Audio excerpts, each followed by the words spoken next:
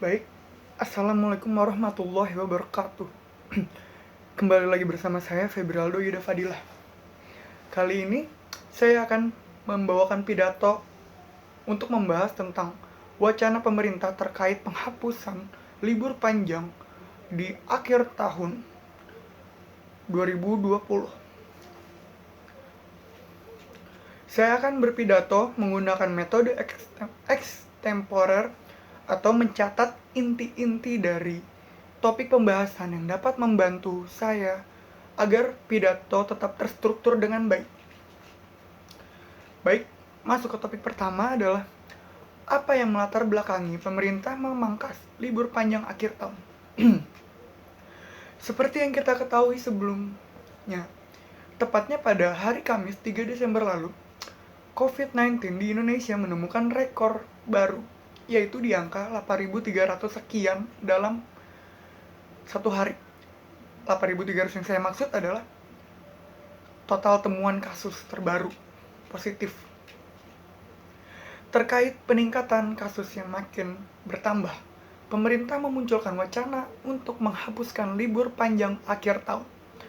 Penghapusan libur panjang tersebut terjadi di tanggal 28 sampai 30 Desember. Latar belakang dari wacana tersebut adalah pemerintah berkaca pada libur panjang peringatan Maulid Nabi yang jatuh pada bulan Oktober kemarin, di mana pertumbuhan ekonomi tidak meningkat sejalan yang sudah diekspektasikan oleh pemerintah di saat situasi libur panjang. Tapi yang muncul malah tingkat peningkatan kasus positif yang semakin bertambah jumlahnya. Lalu setelah itu saya akan membahas tentang pendapat saya mengenai wacana penghapusan libur panjang akhir tahun oleh pemerintah tersebut, yang dimana menurut saya langkah yang diambil oleh pemerintah itu sudah cukup bijak, mengingat Jakarta adalah pusat perekonomian di Indonesia, yang dimana orang-orang berbondong-bondong dari setiap daerah mencari pekerjaan di Jakarta. Lalu jika mereka memanfaatkan situasi libur panjang dan kembali ke kampung mereka, dikhawatirkan akan menimbulkan klaster-klaster baru, karena seperti yang sudah kita tahu, Provinsi DKI Jakarta sendiri pun masih berada di zona hitam COVID-19, di mana dia masih menjadi provinsi dengan tingkat positif tertinggi atau terbanyak di Indonesia. Hal tersebut saya kutip dari laman liputan6.com yang mengabarkan bahwa besaran kasus positif COVID-19 di Jakarta per tanggal 5 Desember 2020 yaitu sebesar 1.360 kasus. Kemungkinan angka tersebut masih merupakan sebagian kecil angka yang terungkap dari sebagian masyarakat yang sebenarnya sudah terpapar namun belum melakukan pengecekan pada fisiknya. Dan jika diadakan libur panjang, dikhawatirkan para pekerja akan memanfaatkan untuk kembali pulang ke kampung halaman, membawa serta virus COVID yang berada di tubuhnya. Hal tersebutlah yang mendorong wacana tersebut untuk diadakan kembali agar bisa menekan pertumbuhan kasus COVID-19 di daerah agar tidak tersebar makin meluas. Setelah itu, di balik adanya wacana yang menurut saya bijak, tentunya dapat menimbulkan sudut pandang lain yang bergerak ke arah negatif. Negatif di sini adalah beberapa orang yang mungkin terkena dampak dari wacana yang sedang ingin dirancang oleh pemerintah.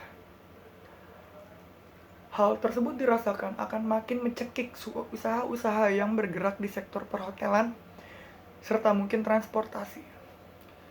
Dari yang saya kutip melalui pikiranrakyat.com, menurut pengamat kebijakan publik Universitas Trisakti, yaitu Bapak Trubus Rahadiansyah, wewenang tersebut dapat berdampak buruk terhadap perekonomian di sektor wisata yang saat ini sudah mulai hidup kembali.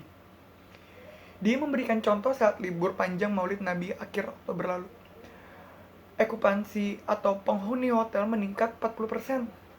Selain itu, UMKM berharap wisatawan membeli buah saat mereka menyambangi daerah di mana unit UMKM tersebut berdagang. Karena ya seperti yang kita tahu, di beberapa daerah punya buah atau makanan-makanan khasnya masing-masing.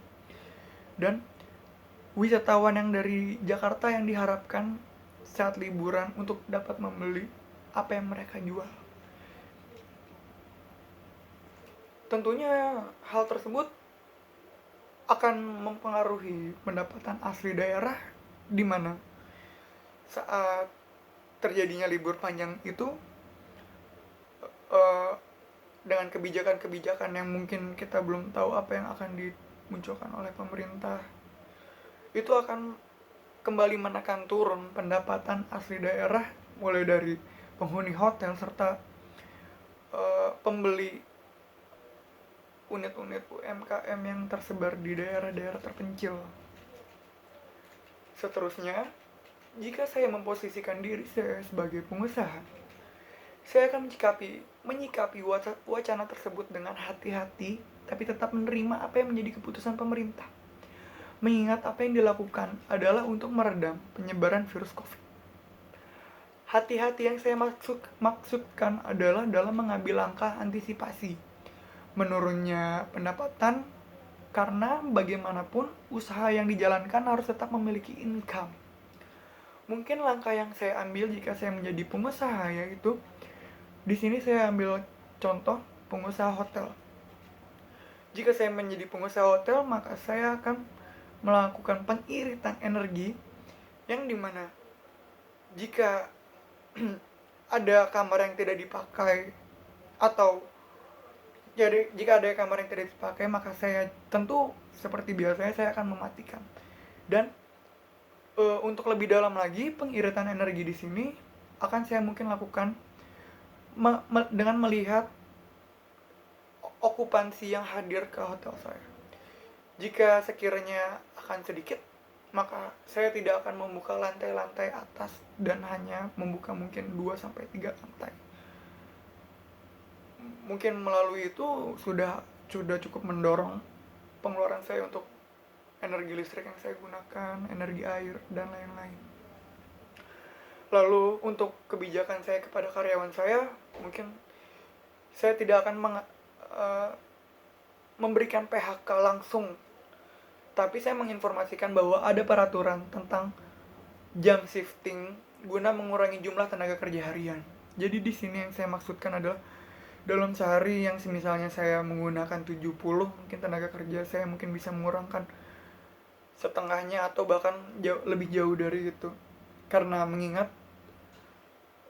sedikitnya orang yang butuh penanganan langsung dari tenaga kerja saya, maka dari itu saya akan mengadakan shifting secara berurutan, dan saya usahakan untuk seadil-adilnya untuk setiap orang. Tapi tetap saya ingatkan karena hal tersebut mereka tetap tentunya akan mendapatkan jam waktu di rumah, walau tidak dirumahkan. Mereka tetap mendapatkan gaji, tapi gaji ini didapatkan tentunya turun sesuai dengan pendapatan ekonomi hotel dari okupansi yang diterima.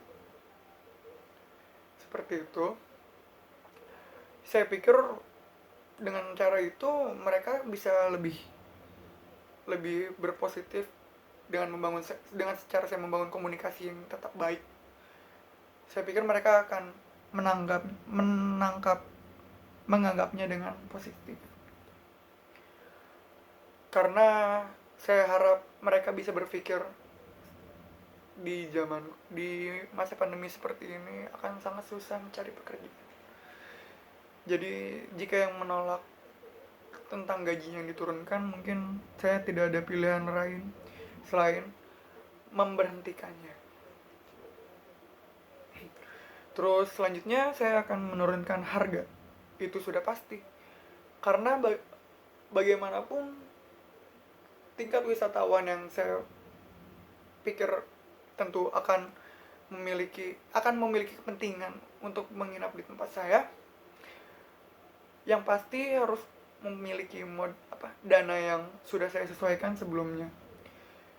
Tapi karena dikhawatirkan akan berkurang jumlah orang yang datang, maka saya akan mendorong harga serendah-rendahnya dan tetap berusaha mendapatkan keuntungan untuk di berbagai aspek.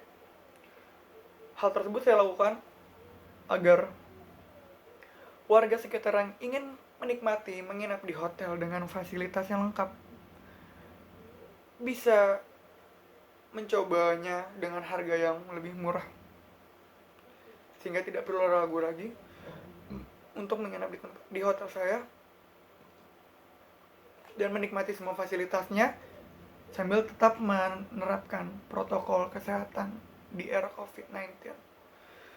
Baik, mungkin itu saja yang bisa saya sampaikan terkait pendapat saya tentang wacana pemerintah memotong libur panjang akhir tahun. Sekiranya kurang lebihnya mohon maaf. Walbillahi taufik wal hidayah. Wassalamualaikum warahmatullahi wabarakatuh. Tentunya seperti biasa, saya tidak pernah berhenti mengingatkan untuk menggunakan masker untuk menjaga diri kita serta orang lain. Terima kasih.